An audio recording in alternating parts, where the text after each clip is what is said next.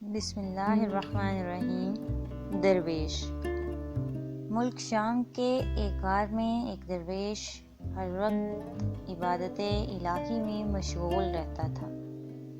اس کا نام خدا دوست تھا۔ وہ فعل وقال اسم باسمی تھا۔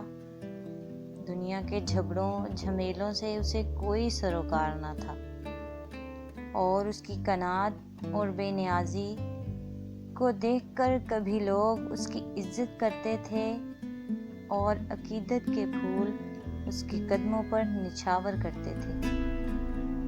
اس علاقے کا حاکم بڑا ظالم اور مردم آزار تھا، اور لوگ اس سے بڑی نفرت کرتے تھے۔ یہ حاکم بھی کبھی کبھی خدا دوست کی زیارت کے لیے جاتا تھا، لیکن وہ مرد خدا کبھی آنکھ اٹھا کر بھی اس کی طرف نہ دیکھتا تھا۔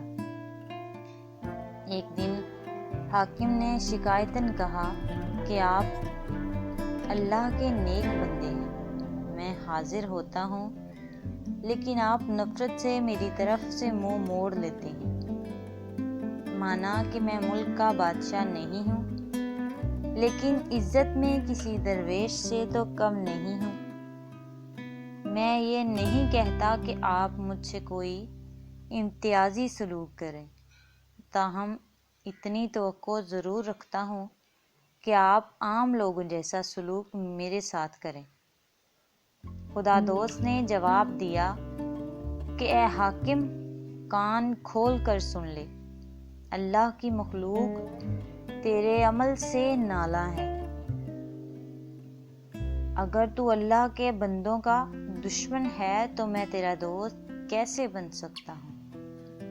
اور اگر میری تیری دوستی کی کوئی راہ نکل بھی آئے تو اس کا کیا علاج کہ خدا تجھے دشمن سمجھتا ہے، اور خدا سے دوستی رکھنے والے کی اگر کھال بھی ادھیڑ دی جائے تو وہ دوست کے دشمن کا دوست نہیں ہو سکتا۔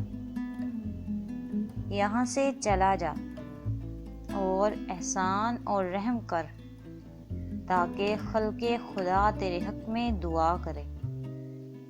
اے بڑے چھوٹوں پر زور نہ دکھا، کیونکہ زمانہ ایک حالت میں نہیں رہے گا۔ میں تجھ سے کہتا ہوں کہ لوگوں کو نہ ستا، اگر تو گر پڑا تو لاچار ہو جائے گا۔